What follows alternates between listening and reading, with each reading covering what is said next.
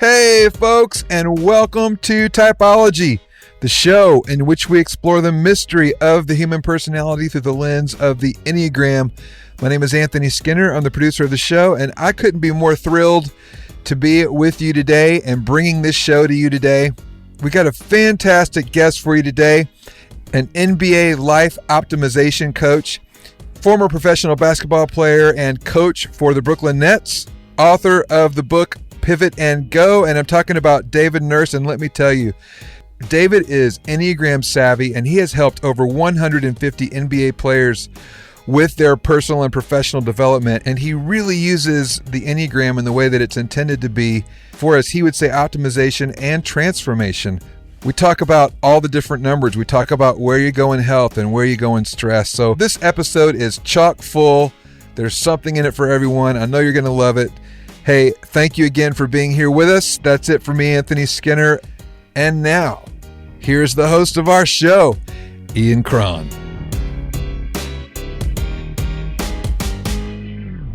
David Nurse, welcome to Typology.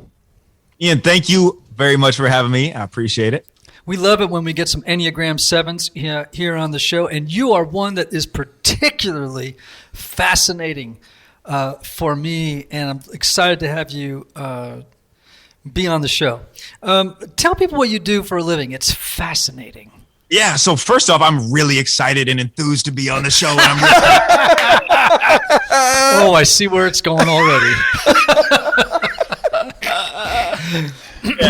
So I call myself an NBA life optimization coach, and my background has been in coaching NBA players. And I coached for the Brooklyn Nets, and got a whole story of how I got there and everything. But my main thing that I have done in the past is being able to coach NBA players, their skill set. But over the past few years, just understanding more of how important the mindset is, more of a life optimization, meaning these guys step on the floor, these pressure-packed games, millions of dollars on the line, like they have to perform. And there's going to be a lot of circumstances around them, craziness going on in the game. They're in the storm in the game. Like, how do they function at their best ability 100% of the time? So that is my goal, and that is my mission. And that's why it's termed as a life optimization coach. Fascinating. How tall are you?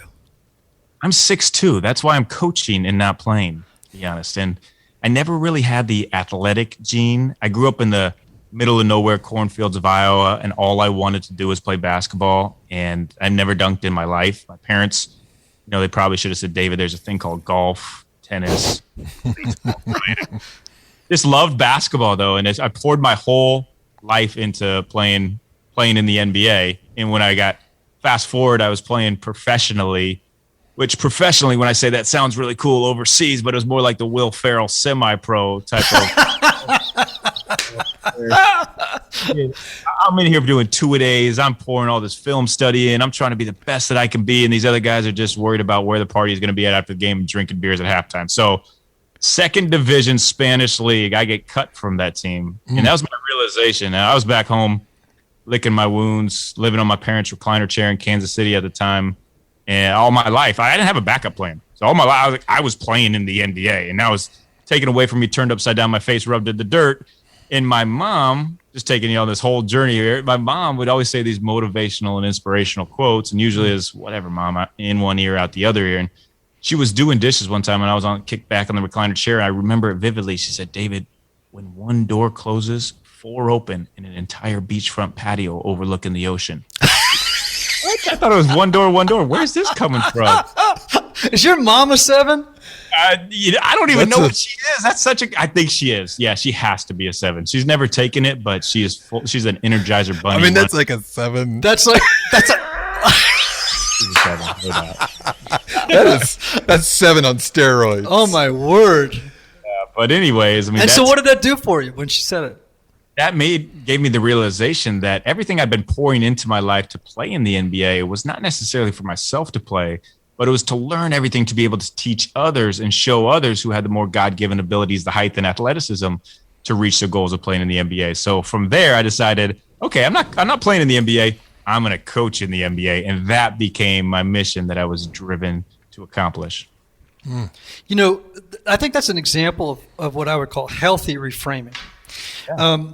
You have this disappointing experience And rather than dwell on the negative, and of course with the help of your mom, you reframed it as, wait a minute, this isn't a bad thing. This is a good thing. This has taught me how to do X, and now I have a new mission in life that I can be excited about and, be passionate about and find joy in. If you were unhealthy, what you would probably have done is saying, I want to avoid the pain of disappointment and sadness and boredom. And maybe that was part of it, but the fact of the matter is that this is an example of where reframing can be kind of helpful at times when it's not too much in service to avoiding negative feelings. If you could do both, that would be perfect. Like powerful as opposed to being in denial. Like it's a powerful moment, like to be able to reframe in that way. Yeah, it can be. Yeah, it definitely can be. Finding the possibility in the loss can be a really powerful thing. All right, so you use the Enneagram in your work with players, which I want to hear all about. Tell me about it. Tell me how you learned about the Enneagram. Tell me about how you decided to use it, and tell me how it's affected players when you've kind of helped them understand themselves through it. Absolutely. So I'll give you examples of players and what we've gone through with them, and then I'll give you some examples of the numbers and players that people might recognize and know their names. But I honestly heard about it years and years and years ago, and I thought it was just another one of those personality tests, and like, oh, you're a 7. Oh, like that's cool. Like, and I'm sure you guys probably hear that a lot. But then as I got to learn more about it, and it was actually a former NBA player, Landry Fields, he's now an assistant GM with the Atlanta Hawks, was telling me about it. He's like, hey, David, this is a game changer to figure out what motivates people, how they act at their best, how they act at their worst. You got to really look into this. So he kind of led me along that path of figuring out, like, how can I utilize this first in my own life, and then how can I utilize it in my coaching of NBA players? And to be honest, and I'm not just plugging your podcast here, but that's what got me onto it, listening to your podcast right here many, many times and figuring out, okay, I need to know my players at the core. Like if I'm going to help them be totally optimized 100% as best as they can be, I need to know what makes them tick. I need to know what motivates them. I need to know what drives them. I need to know them inside and out. And I came up for a few challenges at first. Like I'd give it to players, tell them to take it. A lot of them wouldn't do it, or they think, oh, another personality test. But once they did and really saw how it reflected them, like basically a mirror reflecting who they actually truly are, it was powerful. So I'll take you through an example of a player who I've worked with for many years. His name's Norm Powell. He's a second-round pick, and he wasn't highly recruited, played at UCLA. He was kind of just always overlooked. Now he's a 3. He's a 3 to the max. So he's a challenger. He's going to push. He's going to try to lead. He's going to motivate. But what he had down below the surface that we didn't really understand, I would always, as a 7, I would just try to push through. You got it. Just motivate him. You got it. Positive. But he had these wounds underneath him that he didn't even realize. Like he was trying to live up to expectations of personal values and had these deep anxieties that we had to first figure out what they were, because he wasn't functioning at his top 3 level. So, and he went through, he played for the Toronto Raptors, actually played for my uncle who coaches the Toronto Raptors, and he'd base himself a lot on the results, like a lot of players do. And a lot of players, I would say generally the majority of players are going to be your 3s, 8s, and probably a lot of 7s as well. But he'd base who he was, his identity, on his results. And when he didn't have the results, it was up and down like a roller coaster, and he was anxious. He was worrying about what other people thought of him. And we finally, like him understanding that functioning at his highest level, he's a healthy 6, is where he realized, okay, I can take a deep breath. I can step back. I don't have to press. I don't have to drive and make this happen on my own. Like I put in all this work. I put on all this film study, all of this that we've been doing. I need to trust in the process. So in a sense, him understanding that the results is where he's going to find his identity. That's not who he is in stats, but understanding the process let him take the pressure off himself instead of just having to push through and feeling these deep anxieties and wounds that he didn't even know he had. And cool thing about it is over this past year, he's gone from in and out of the lineup, becoming a starter, averaging 20 a game. He was just traded to the Portland Trailblazers as one of the hottest players in the NBA, winning Eastern Conference Player of the Week before the world shut down during COVID, and he's probably working his way to a $20 to $22 million per year contract next year, and it's all credit to him and his ability to understand himself, understand his true self-awareness, understand who he is at his best, who he is at his worst, and basically step out of his own body, see it from a bigger picture, almost like a video game he's playing with himself, and is really just coming to his own. So that's been one of the biggest success stories of using the Enneagram in somebody and a player who's really embraced it and seen the benefits. All right, so does this guy himself draw a line between, what this past year has been like for him and the self-knowledge that he's gained through the Enneagram, do you think? Yeah, absolutely. We made a big emphasis on it, and I think he does gain a lot of that because he finally understood, like when you don't know what your wounds are or you don't know what's holding you back, you don't know. Like you just don't know. Right. So to understand that he was putting everything on. So he was highly, like I said, he was highly overlooked. He was always underrated. He was trying to live up to expectations of people around him, and it just brought him down. But he didn't know that until we went into the Enneagram, and it just kind of it unlocked it. It was almost like a mask covering him. He was wearing this mask, and he was able to take the mask off and fully be himself. And I've seen it with him. I've seen it with players like Jeremy Lin, the great player who had the Linsanity. Just like finding your true self-awareness is what makes you, is what opens up your, basically the can of potential that you have in optimizing it, because you know who you are, not who basically the world is saying you have to be. Yeah, that's awesome. So good. Because in many ways the Enneagram does reveal who you were before the world told you who you were supposed to be. Right?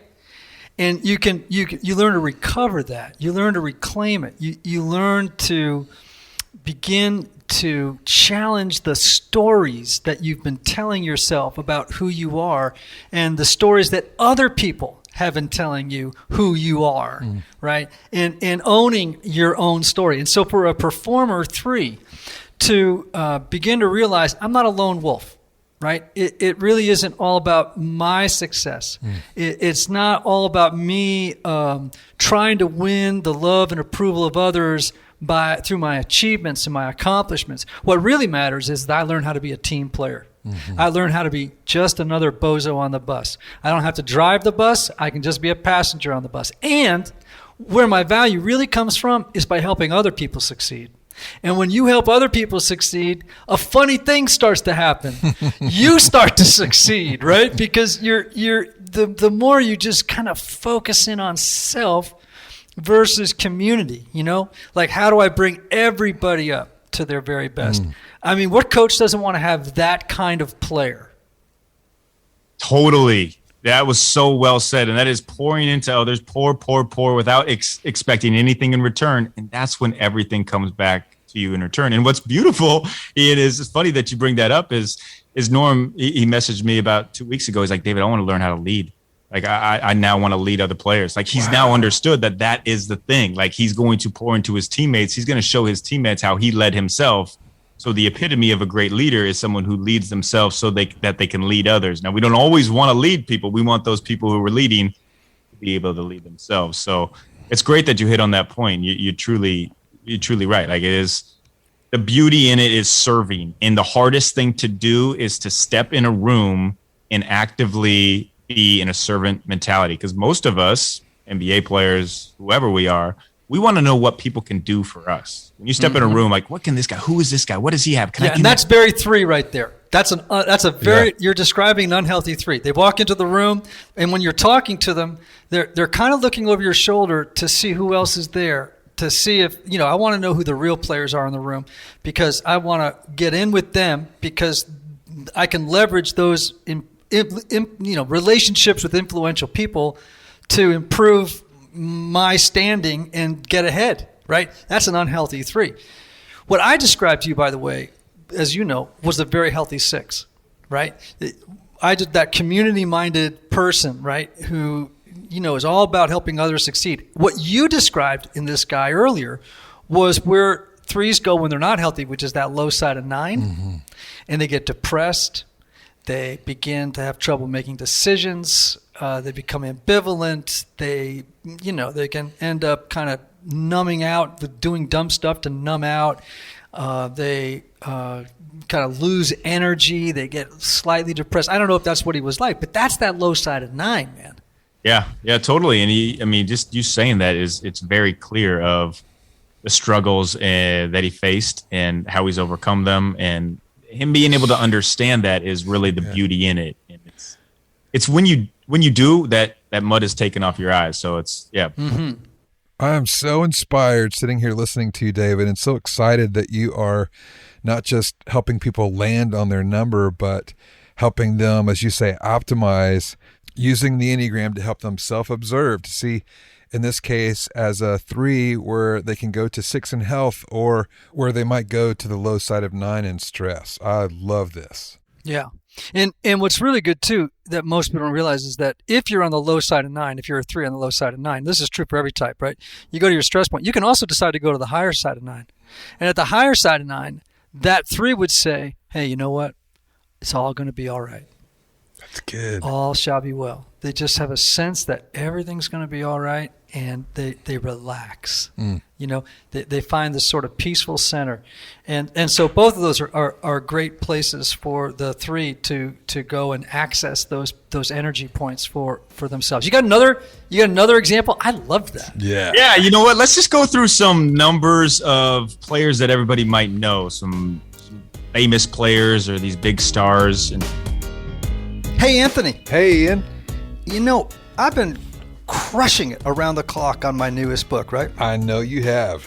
Well, part of my process is researching topics related to my content. Okay. But as you can imagine, there are tons of resources out there. So let me tell you about one of my ultimate life hacks. Oh, come on. Please tell us. Okay, it's called Blinkist. All right. If you haven't heard of it, Blinkist takes the best need-to-know content from over 4,000 nonfiction bestsellers and condenses it down into just 15 minutes that you can read or listen to. I like Blinkist, and I'll tell you why. Because it quickly gives me the main points of a book, which helps me evaluate which books I want to make time to read in full later, and which ones to prioritize now for the projects I'm working on at the moment. And since Blinkist works on my phone, my tablet, or a web browser, I use it anywhere, whether I'm traveling, making breakfast, working out, man, you name it. I like it. I've listened to, and I really highly recommend, Daniel Nettles' book, Personality, and Michelle Obama's book, Becoming. I love both of them. You can even read or listen to the key takeaways from The Road Back to You by yours truly. Oh, yeah. I like that with Blinkist, you get unlimited access to read or listen to a massive library of condensed nonfiction books.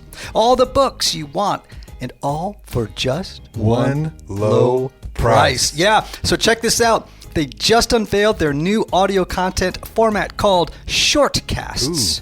Now, you can use Blinkist's Shortcasts to quickly catch up on podcast episodes you've missed. This is amazing. They present and highlight the key learnings of a podcast episode through a specially designed audio format lasting around 15 minutes. And right now, Blinkist has a special offer just for our audience. Go to Blinkist.com/typology to start your free 7-day trial and get 25% off of a Blinkist premium membership. That's Blinkist, spelled Blinkist. Blinkist.com/TYPOLOGY to get 25% off and a 7-day free trial. Blinkist.com/typology. You got another example? I love that. Yeah. Yeah, you know what? Let's just go through some numbers of players that everybody might know, some famous players or these big stars. And now, a lot of the coaches in the NBA will be your ones, your perfectionists. Interesting. Wow. A lot of your coaches are, friends with a lot of NBA coaches. I've had some friends take them, like the coach for the Miami Heat, and then they're ones. 2, LeBron will be your 2. He's more of the helper type, but he's, you know what, also really worried about self-image because he is a brand, which is, I mean, a lot of NBA players are, but everything that he does is pretty dialed in. He's got a great team around him, and he's worried about that. But he is also the guy who's going to help. He's going to turn down the big shot. He's going to help others. 3, we talked about Norm, but a lot of players are like the biggest thing that they struggle from too, and is carrying what the media thinks about them. And these guys will be going to make these great teams, like now the Brooklyn Nets, who I used to coach 4 or 5 years ago when we were not a very good team. But so I'm going to say I set the roots there for the Brooklyn Nets. Like they are what they were because of me 5 years ago. But you'll see these players and they'll care about, oh, he's only going to win a championship because he's with such and such. So players put a lot of emphasis on what the media and others around them say. And it's funny because a lot of people look at these NBA players like superheroes, but they struggle with the same type of self-confidence, not knowing who they are, lack of self-awareness as all of us. Imposter syndrome even. Mm-hmm. Your 4 will be like a James Harden. He's an individualist. He's really a little off the wall, but he's kind of all about himself. Yeah. He's an isolation player, so he's going to be more of your 4. Kyrie Irving, he'd be a 5, an investigator. Okay.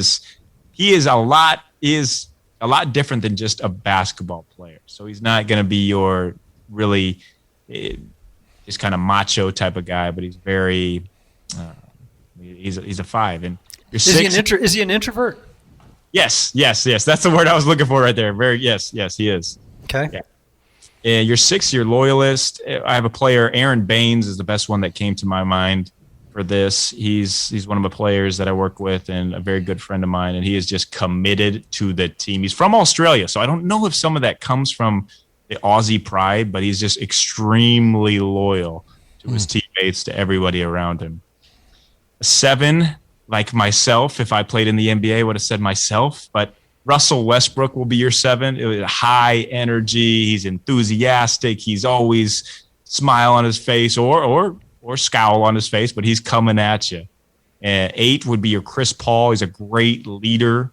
He's a challenger. He's going to push you. He's going to challenge and support you. And your 9s, I didn't really have anybody for a 9.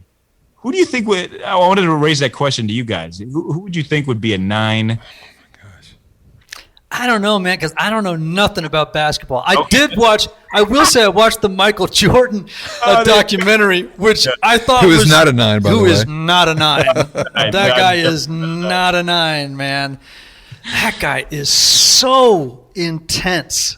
Intense. And I would argue that he's a very strong 8. And when he was unhealthy, man, a vengeful 8. Totally.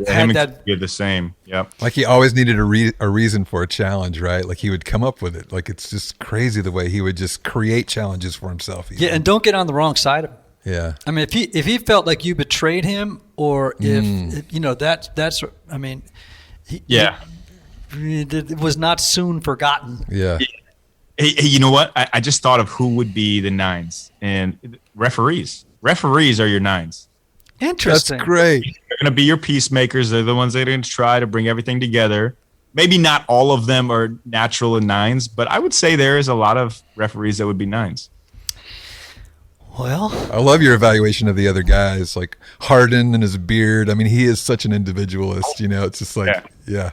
And the funny thing is, these guys have probably never taken it. Well, maybe they have, but they probably haven't taken it. But yeah, it's interesting that you can look at, like, that's why I love this as well, as I was talking about earlier, Ian, is that people are just, I mean, at a core, your numbers, in not in a bad way, but in a good way. So you know exactly who your teammates are, how your teammates act, who they are at their best. Like it's cool when you just break it down. Like, oh, James Harden, that beard. Okay, yeah, that's probably because he's a 4. Now that makes sense, you know. And like Kyrie, he's kind of secluded. He's an introvert. Okay, it makes sense. He's a 5. That makes sense. Instead of wondering, what's wrong with them? Like, why are they so different? Why aren't they just like every other NBA player, gung-ho and coming at you 100 miles per hour. It would be, I mean, of course, we're typing from a distance, which always has its danger. There's always a danger in doing it. But it is kind of fascinating to think through it, based on exterior traits. But we all know that has limitations. Anthony, as I've worked with some bands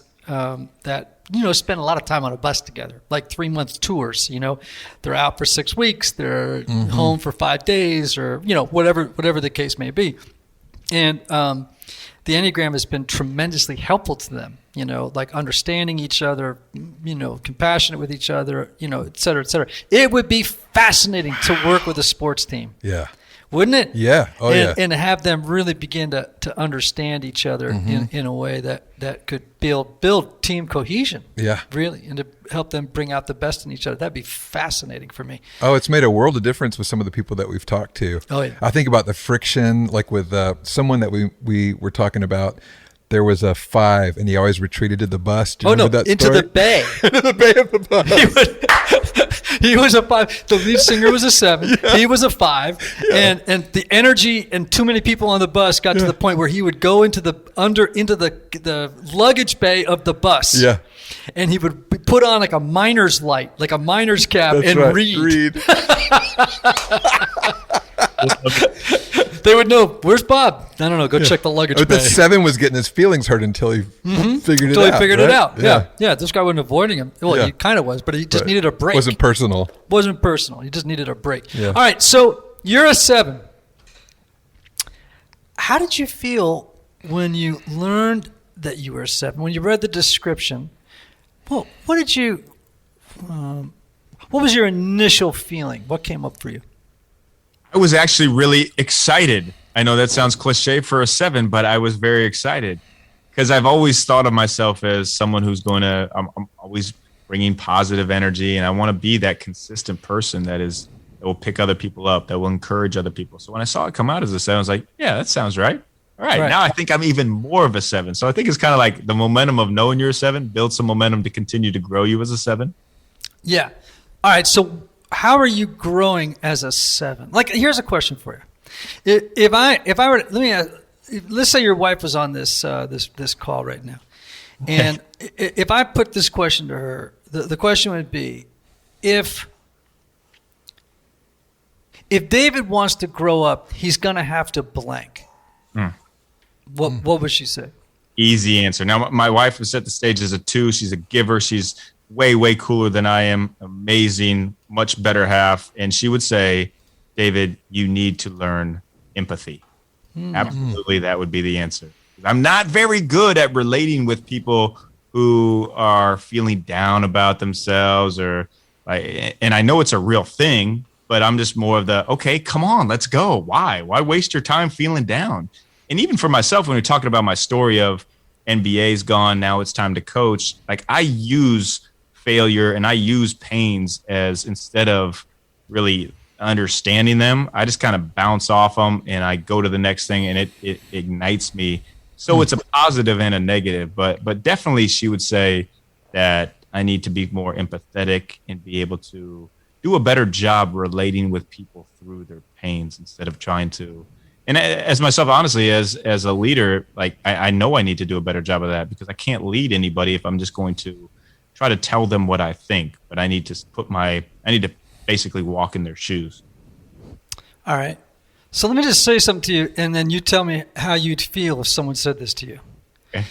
David, I don't call you when I'm hurting or when I'm struggling because I really don't think you'd understand.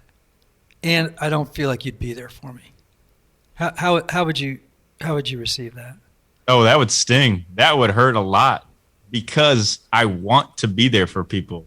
I want people to feel like they can be so comfortable in their own skin because I'm so comfortable in my own skin. So to hear that that'd be pretty crushing. Yeah.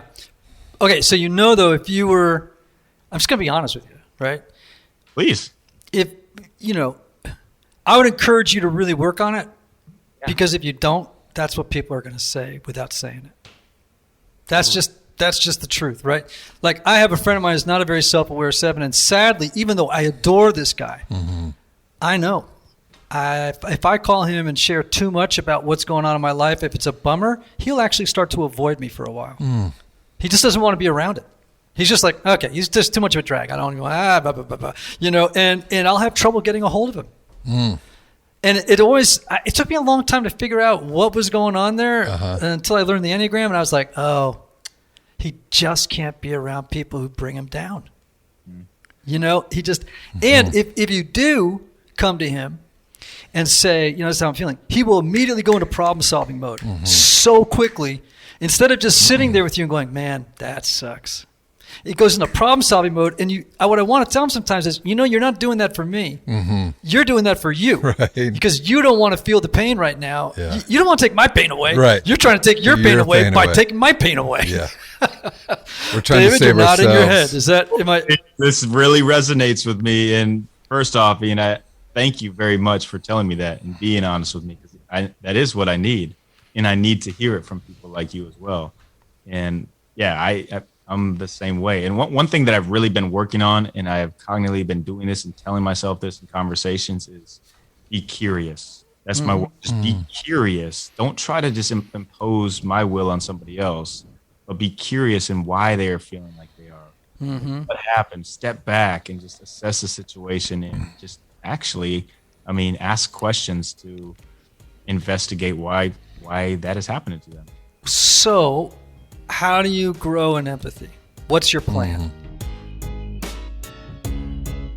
Hey everybody, one of the lessons I've learned over the years is that not everybody benefits from a traditional 50-minute counseling session. And this is why some people can go to couples therapy or personal counseling for a long time and never really get anywhere. This is why I'm such a believer of intensive counseling and my friends at Restoring the Soul in Colorado, created by my longtime friend Michael Cusick to help couples or individuals experience deep change in half-day blocks over 1 or 2 weeks. Now listen, if you can't wait months or years to get to the bottom of an issue or to experience breakthrough, you need to get in touch with my friend Michael and his extraordinary team of counselors at Restoring the Soul. If you're looking to get out of the rut you're in, but can't wait months or years, call Restoring the Soul today for a free consultation with Michael's staff. Call 303-932-9777 and learn how their intensive counseling process can help you. As a special bonus, just for Typology listeners, make sure to visit www.restoringthesoul.com/typology to download their PDF called 5 Ways Unaddressed Trauma May Be Derailing Your Relationships.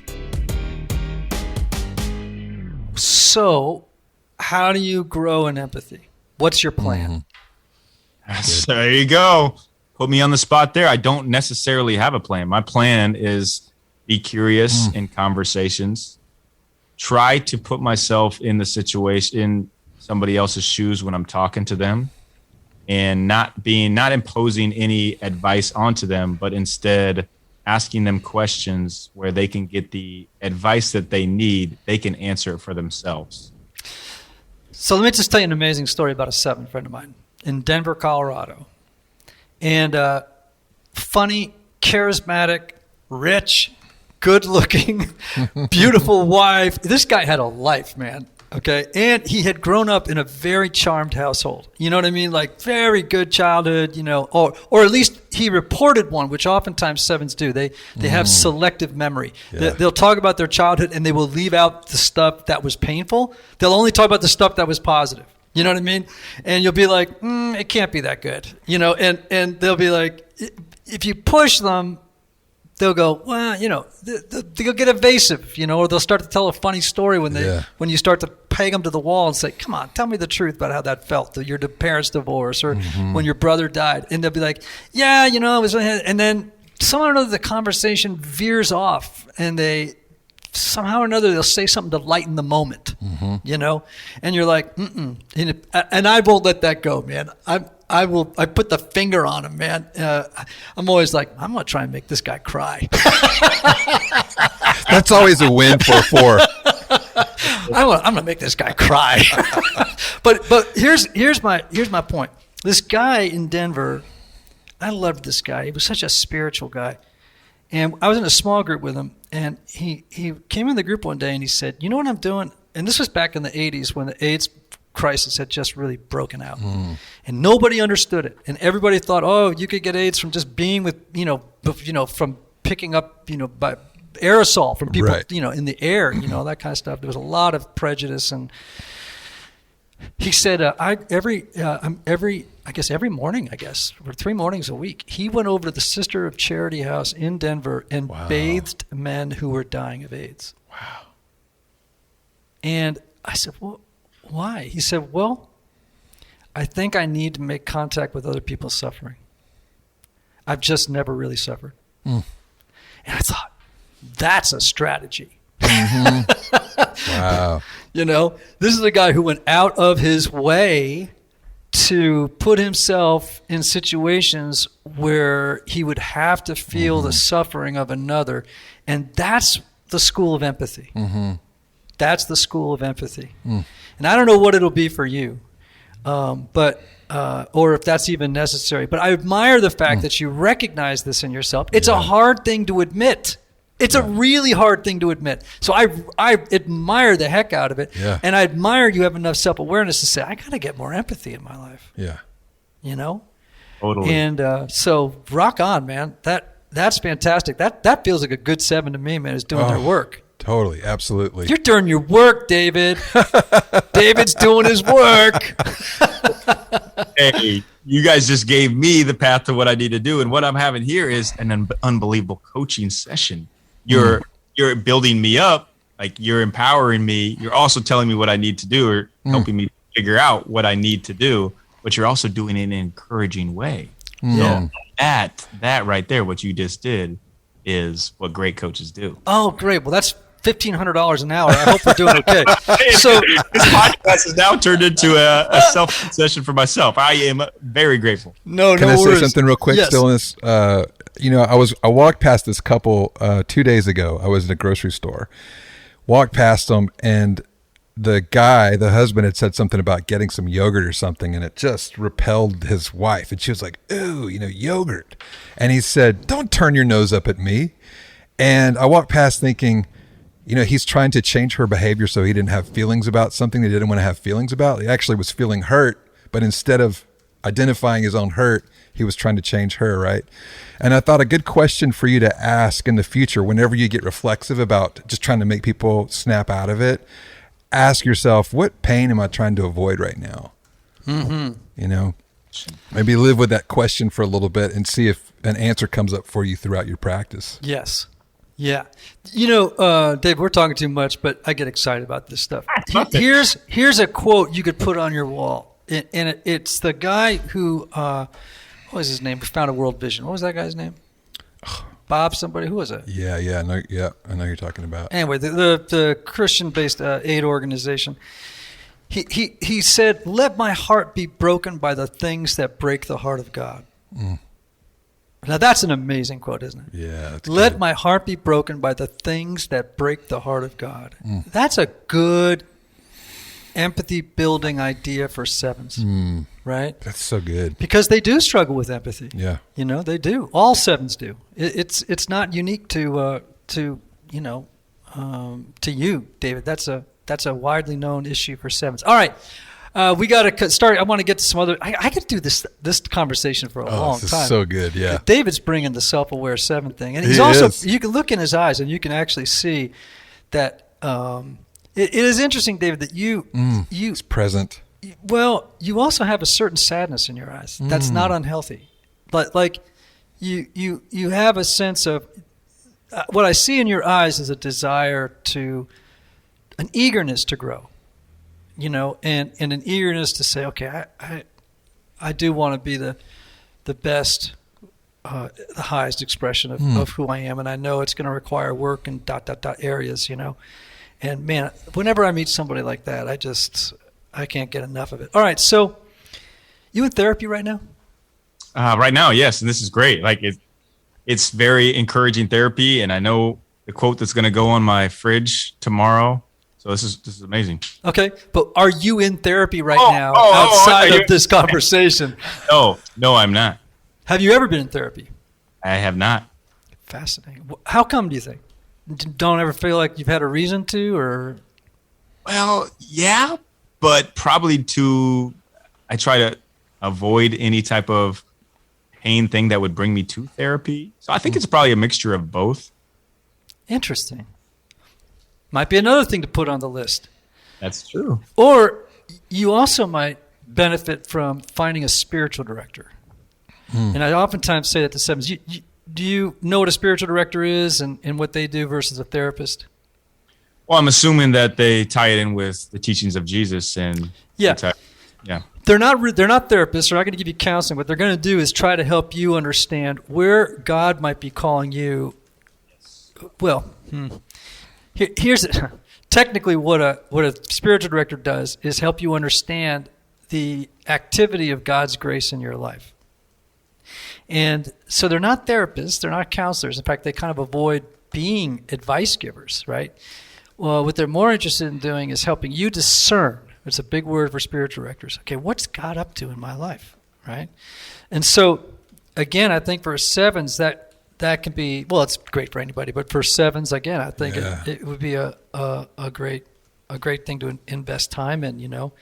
All right, so you got a book. Yes. Pivot and Go. Tell me about it. Yeah, so I mean, pivot and go, that's basically what a 7 is, right? Something happens and you just on to the next. There's kind of the story of my life of everything's a pivot, leading one door closing, or opening, entire beachfront patio, the same that my mom had. I love your mother now. You asked me earlier, who would I want to have dinner with? You know, it's like, now I know. I want to have dinner with your mother. Yeah, really. Hey, she'll listen to this. She'll take you up on that. No, pivot and go is about looking at things from a slightly different perspective. Pivot is a basketball term, and it means like when you are stuck, when all the defenders are right in your face and you can't see the hoop, and you make this small, slight turn, not a big change. Change is very daunting for people to have to go through. So it's just a small pivot in your perspective that opens up your entire perspective. And I put it on a 29-day blueprint plan with action steps at the end of each chapter, because a lot of people talk about, you know, the whys and everything like this, but I need some hows. As a 7 who needs to go high energy, like give me some hows, give me some tools to be able to do this. So it's on 29 days, as 28 is one of the generally accepted numbers to form a habit. Habits are great, routines are great, but a lifestyle rhythm is where you want to be. And Ian, you'll appreciate this. It's like your favorite song that you just groove into. That's how life should be. It should be almost so unfair looking to others that it doesn't even make sense. And pivot and go is different mindset pivots, looking at things from slightly different perspectives. Redefining is a big piece that I talk about in there. These terms, these words that the world has given us, you know, success, what does it actually mean? Rich life, what is that actually like? But even in the basketball sense that we all can relate to is a slump. So I'll tell my players will come to me when I'm working with them, and I'll ask them, when was the last shooting slump you were in? And automatically I see their body language kind of crumble and cringe. You know, like 5 games ago, I couldn't make a shot. I don't know. I lost it. I couldn't do it. And I'll ask them, when was the last time you were in a shooting hippopotamus? And they'll look at me like, David, what are you talking about? Like, what? A hippopotamus? But basically what I'm showing them is these words are just words. Our subconscious, we grow up tying these words with certain meanings, but we don't have to. We can unwire that myelin in our brain, the muscle memory, and rewire it with what we decide that these words mean. So long answer to what Pivot to Go is about, but that's the core of it. I'm going to mention a movie to you, but first I want you to tell people where they get Pivot and Go. Anywhere books live, Amazon, Barnes & Nobles, anywhere. My website, davidnurse.com. Great. And what are your social handles? David Nurse? What is it? David Nurse NBA. Instagram, right. Twitter, David Nurse NBA. I got a podcast, which we just recorded. You'll be coming on soon, the Pivot and Go podcast. Yeah, man. We had a fun conversation. It was super fun. Yes, it was. Waiting for your dinner guest, but I figured out it's me and my mom so far coming to your dinner. It is. I think I just changed it up. I got some clarity today about who I want to have dinner with. You, Jesus, and your mother. group up there. We'll have to run your mom's quote on our socials. That's right. We totally need to do that. Yeah. David's All right, mom. David's mom. We'll just say David's mom. Totally. Hey, if you get a chance, Anthony, if you get a chance, I want you to watch the movie In and of Itself. Have you heard of it? No. Okay. Steve Taylor, Debbie Taylor, and I watched. Steve came over, and Steve's a filmmaker. Yeah. Steve came over and said, you got to watch this movie, man. It's incredible. And we often get together on Sunday nights to watch films, on my 82-inch television. And you will love that movie, David, In and of Itself, because of what you just said at the end there, because it's all about, part of it is about the power of words, the power of our histories. And it's a riveting watch, and it's actually it's actually a live performance of one man. It's a one-man performance on stage before a live audience. In fact, in one moment, I'll sort of ruin something for you. One of the audience members is Bill Gates. Oh, wow. And he sort of figures in. It's fascinating. Wow. It is fascinating. Stephen Colbert produced it. It's actually very moving, and I think you would like it, David, based on a lot of the stuff you said. And Anthony, you'll love it. You're Cool. a 4. You look for any opportunity to cry. David Nurse, thank you for being on Typology. It's been a joy, my friend.